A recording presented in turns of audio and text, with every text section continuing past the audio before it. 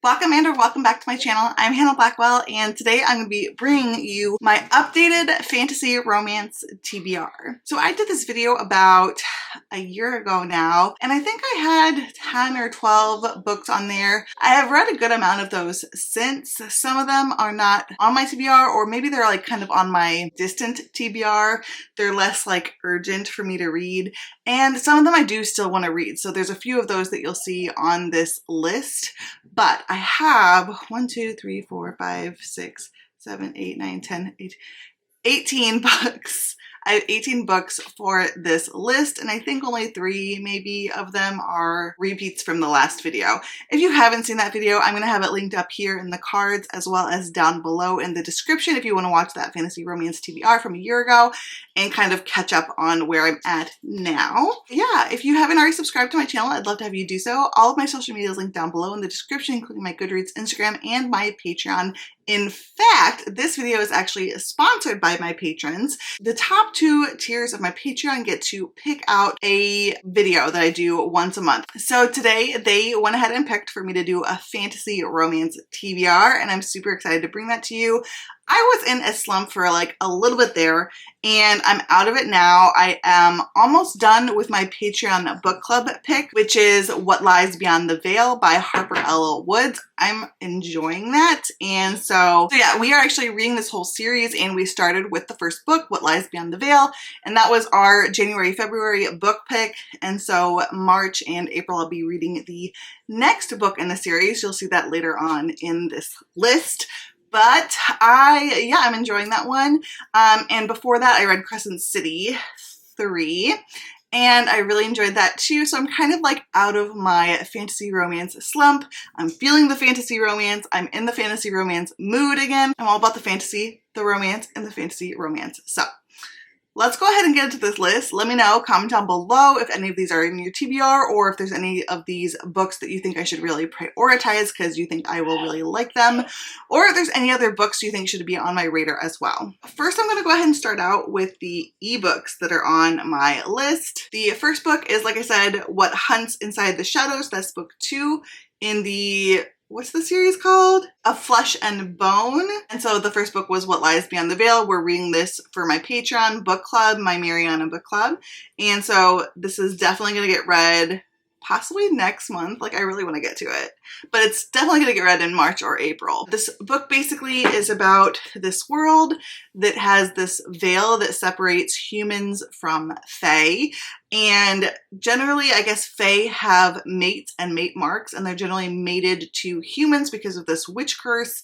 One day, our main character, our heroine, is basically about to get sacrificed, and the veil falls, and she all of a sudden has this mate mark, and she goes on the run, meets this guy, and they're like on the run together, trying to hide from their fae mates, because it's like a curse worse than death.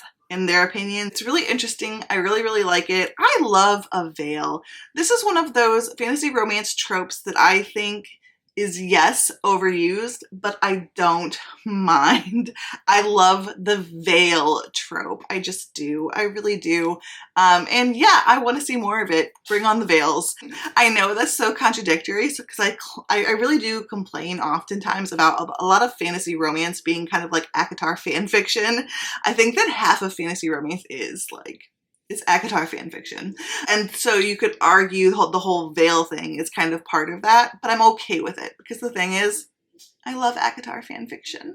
I love a lot of the tropes in ACOTAR and I'm okay with seeing them as long as they're done well. The problem is when they're not done well, and I guess there are some that I'm like, okay, we can move on from that.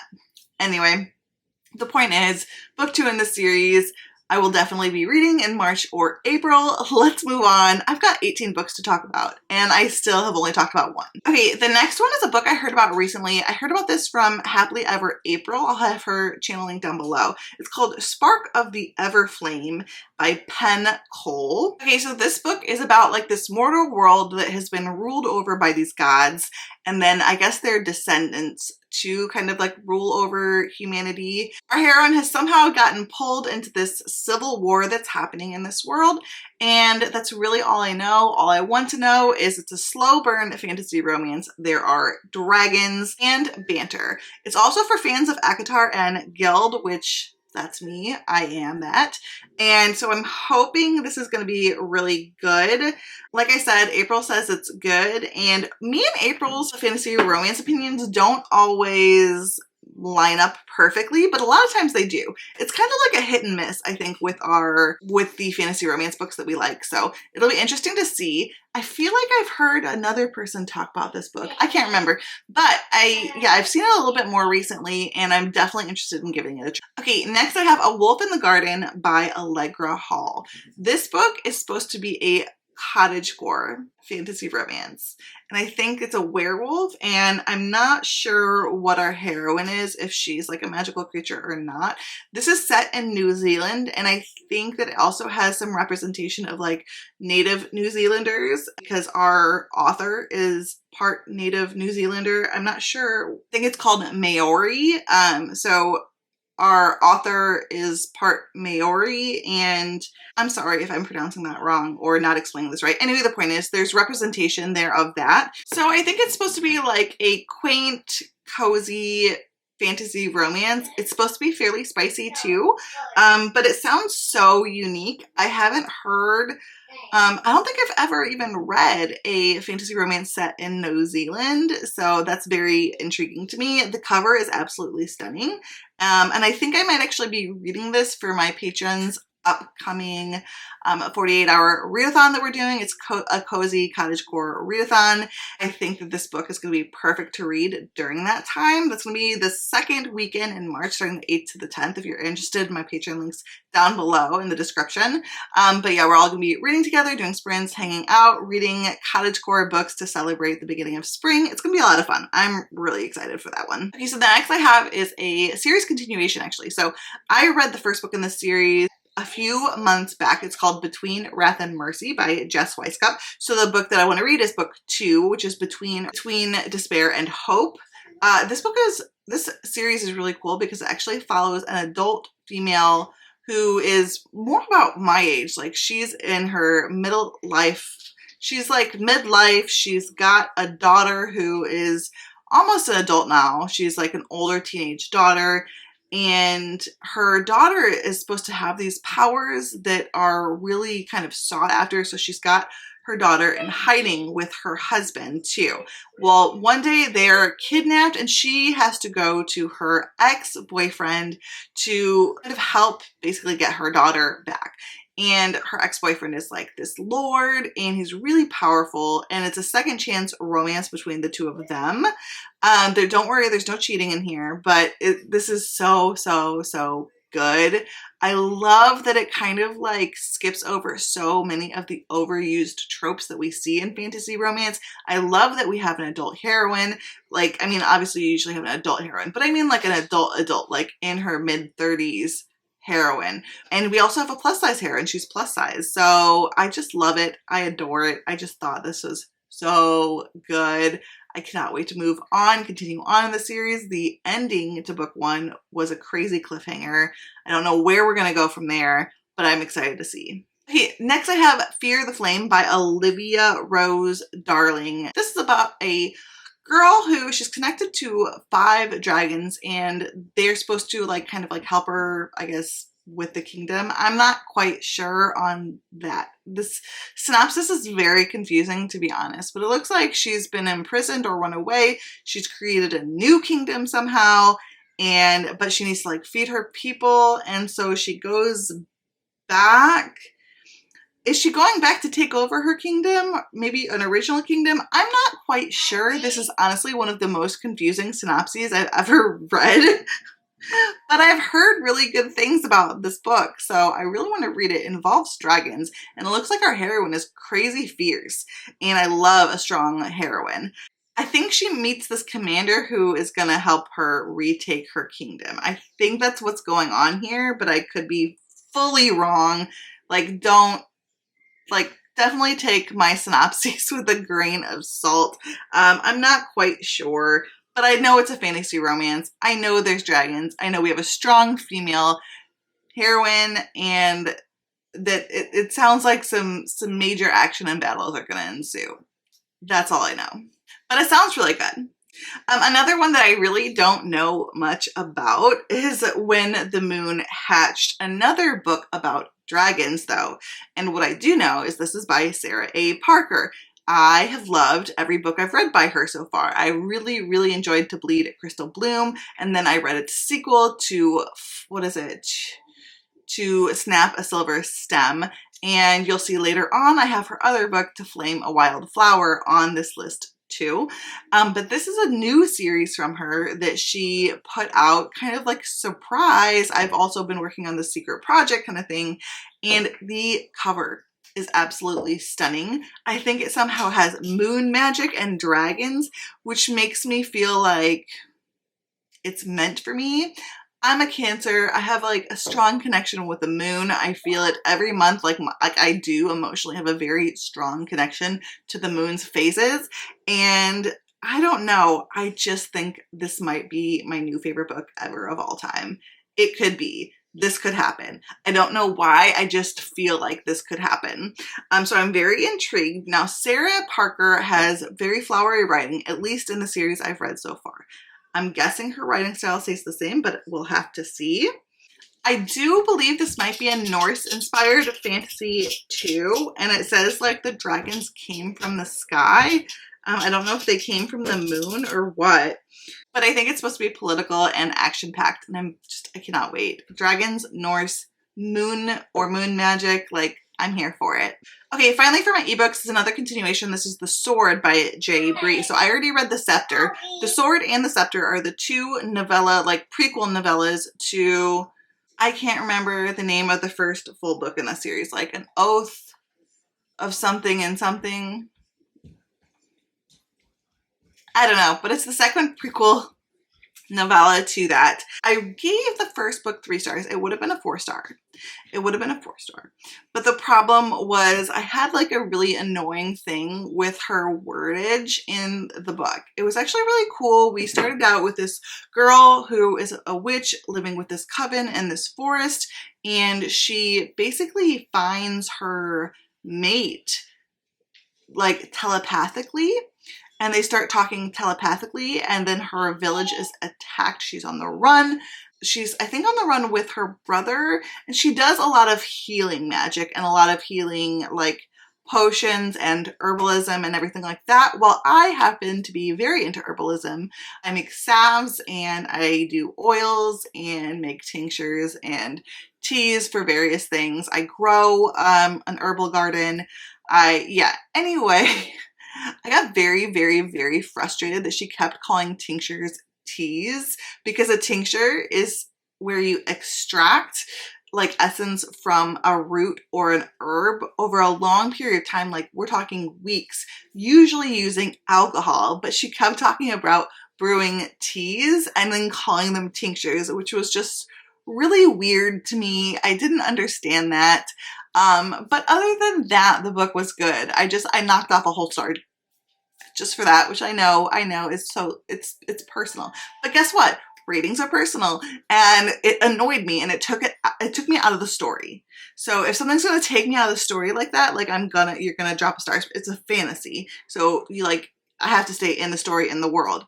So anyway, the point is, hopefully that doesn't continue. Everything else I was liking, and I do think I could end up really liking the story. Just hopefully she stops making that dumb mistake, because it takes like 2 seconds of reading about herbalism to know what a tincture is. It's not that difficult.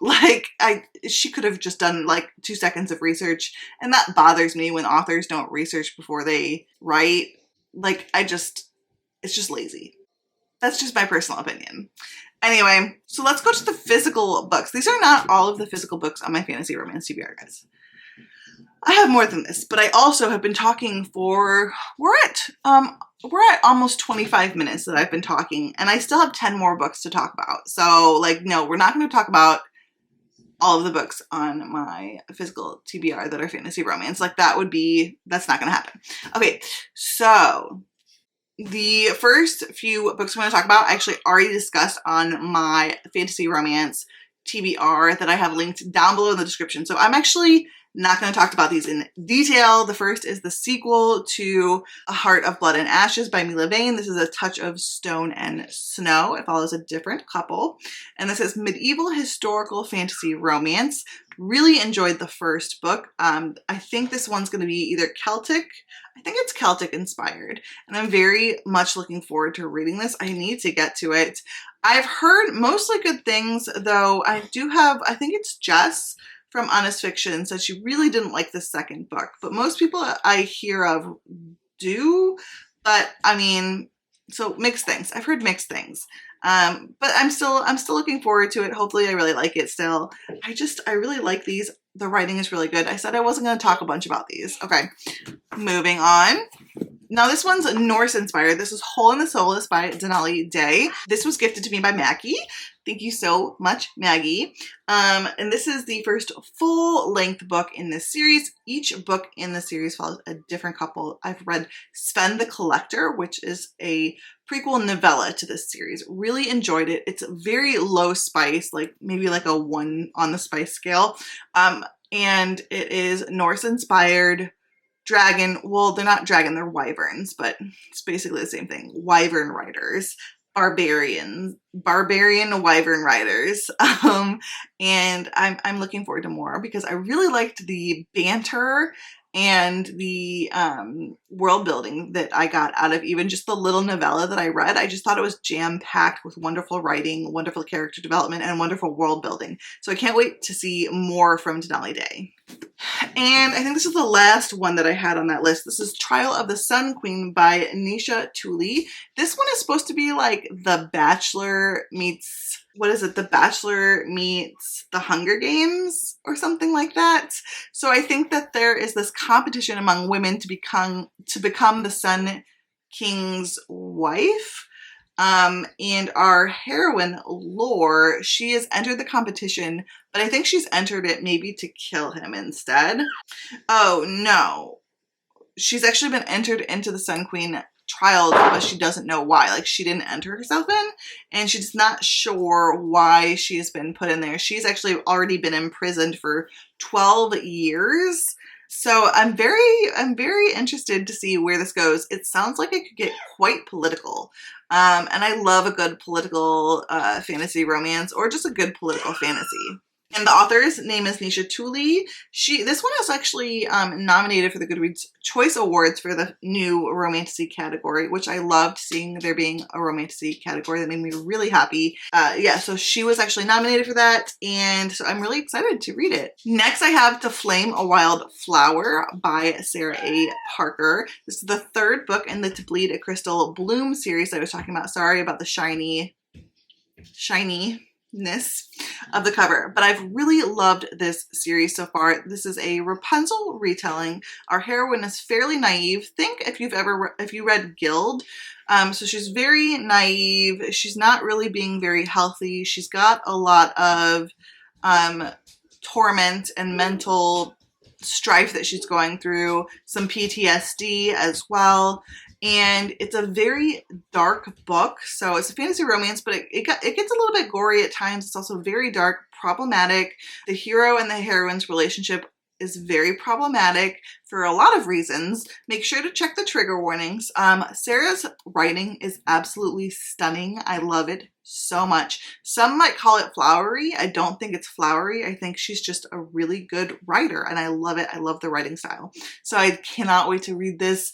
I think I put this on my February TBR. So hopefully I will be getting to this one soon. As soon as I finish my book, I might actually be picking this one up once I finish my Patreon book club pick. The next I have is Master of Crows by Grace Draven. So I have had mixed experiences with Grace Draven. I really read and enjoyed, I really enjoyed her Beauty and the Beast retelling Entreat Me. I gave that 4 or 4.5 stars. Really enjoyed it. Her writing style is lovely. But then I did try to read Phoenix Unbound, and I was enjoying it, but also I was not pulled in. I was not sucked in. It was very slow paced. I've heard some other people say, yeah, it's very slow paced. So I'm interested to see how the pacing is on this one. But the synopsis really intrigued me. I do also want to read Radiance by her, but this one really, really intrigues me. The cover is absolutely stunning. And this is more about like witches and sorcerers and gods.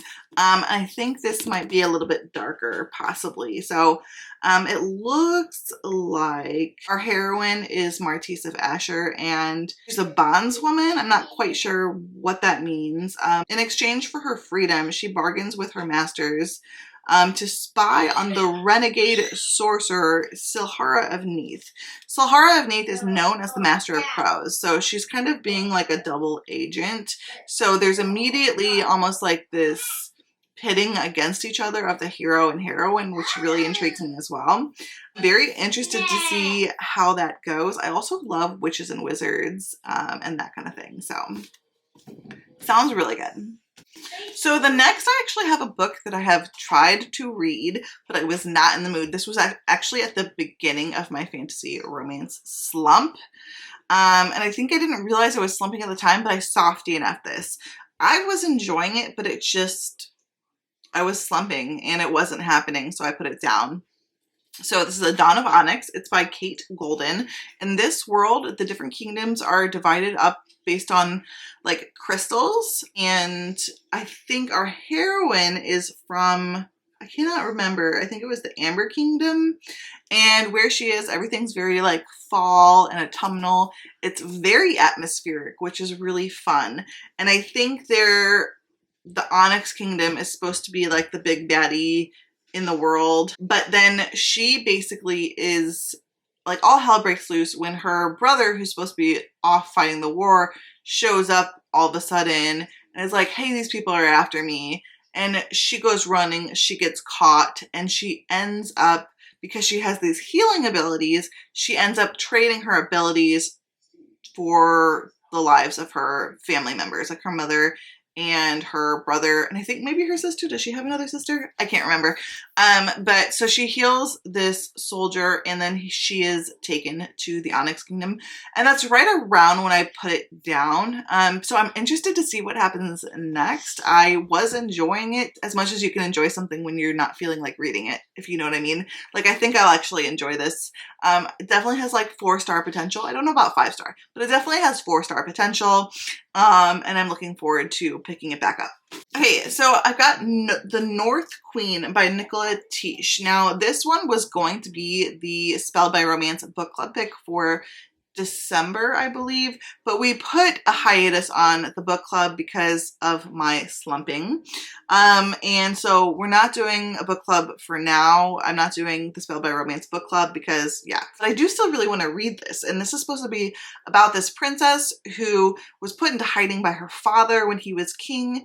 And something happened where his father was defeated and no one could find the princess because she was hidden too well. Well, she shows up years later with no memory, and I guess it's about the fallout after that. I believe it's supposed to be a really cold, icy kingdom, hence the North Queen. It looks like a very snowy, polar fantasy type of read. At the very end of the synopsis, it says, under the hardship of winter and a dark enemy against them, Mercia is on the verge of breaking. As things start to unravel, the Shadow King draws Nora down a path of twisted fate, and it could cost her everything. So it looks like some very high stakes, some wintry atmosphere, and a war brewing, which is just basically the perfect, way to start off a polar fantasy romance series. I thought that this one was on my TBR a year ago, but I cannot remember. This is an elf fantasy romance series, and I think it might be urban, or maybe it starts out urban and then there's like a portal situation and our heroine is dropped in to spy on this king or prince or something like that. Yeah, so she's working for New York City's most notorious crime boss, and then she ends up portal hopping and she's plunged into a starting realm of opposing thrones, warring elven and elemental magic. I love me some elemental magic. I also really like elves and fantasy romance. We don't see enough of them, I don't think. It's all about the fae, but what about the elves? And I'm really interested in that. And it looks like she's supposed to be finding this stone in this royal garden. Okay, so I guess she looks just like the king's enemy, and so she's all of a sudden had to pretend to be the king's enemy, but the king wants to know about this plot against him, so he kind of is like trying to find that out from her at the same time while she's trying to capture this stone from his garden. So it looks like there's a lot of confused identities. I don't know, it sounds like there's a lot going on, but I'm definitely interested. This could be another really good one for the Cozy Cottagecore readathon. There's plants on the cover, which is one of the prompts, and it looks like it takes place in a garden, which is pretty cool too. Okay, I've got two more here on my list. Here, the second to last book I have is Zodiac Academy 6 Fated Throne. I started to read this one day and I was like, I need to do a recap of book 5 already. I read the first 5 books in the series really close together over the course of like a month.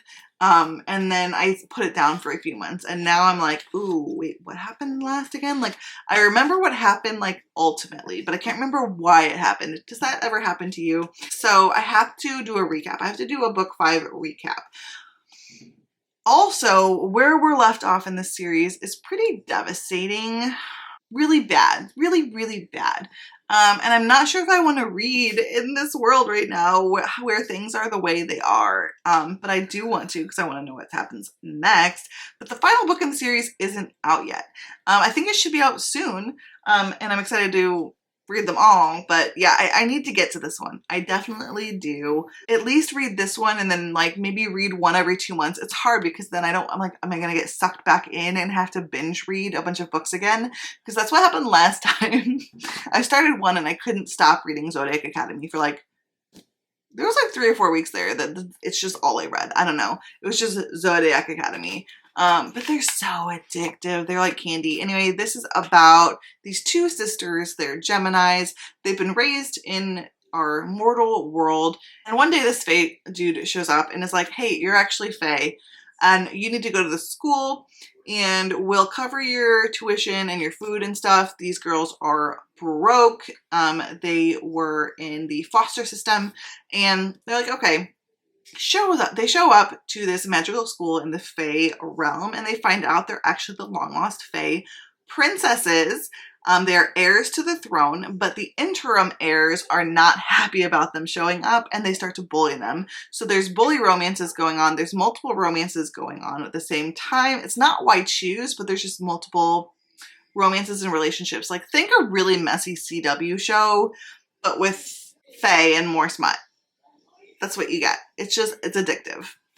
And finally, we have another book that is actually on my February TBR. I'm very excited to get to it, and that is The Serpent and the Wings of Night by Carissa Broadbent. This is a fantasy romance, but it's about vampires. So, I mean, you could say it's paranormal, but it's in a very fantasy type of world. I've already read 1 book from this world. It wasn't in this series, but it was in this world, and it was really, really good. Really enjoyed it. So this is the first book in this series. It's the Crowns of Nyaxia series, and I think there's supposed to be 3 duologies and maybe some novellas mixed in. She's already done 1 separate novella too in this series. So this is about our heroine who is the daughter or like adopted daughter of the vampire king, and she wants to be a vampire, so she enters in this competition that's very deadly to try to ask a favor from Nyaxia, who is like the goddess of vampires, and she wants to be turned into a vampire. So that's like her ultimate goal. And she ends up, I guess, falling in love with one of the other contestants in this competition. And things go from there. I love a competition, and like Carissa Broadbent has some wonderful writing. I've mostly had really good luck with her books. I did DNF the Daughter of No Worlds series. The second book in that I wasn't loving, but I gave the first book 5 stars, and then I also gave Slaying the Vampire Conqueror, the other book that I read in this world. I gave that one 4 stars, so I think that I'm really going to enjoy this one. So there you have it. Those are the 18 books that are on my immediate TBR that are fantasy romance. I have more fantasy romance books on my TBR. Hi, Noah. So yeah, huh? Are you stuck? You gotta walk around the other way. Okay. Thank you guys for joining me. Let me know which one of these books that you think I should prioritize, or if there's multiple, let me know those books down below in the comments. Or let me know if there's any of these books that you just don't think I'm really gonna like. Don't forget to click the like button and subscribe. Oh, okay. And your what? Don't forget to subscribe if you haven't already, and all of my social media is linked down below in the description, including my Goodreads, Instagram, and my Patreon. Until next time, fellow readers, keep reading and living your best life. Say bye. Bye. Guess you're trying to stay strong and fake a smile until I look away. But I've known you too long, it hurts to watch your blue eyes fade to gray as you fade away.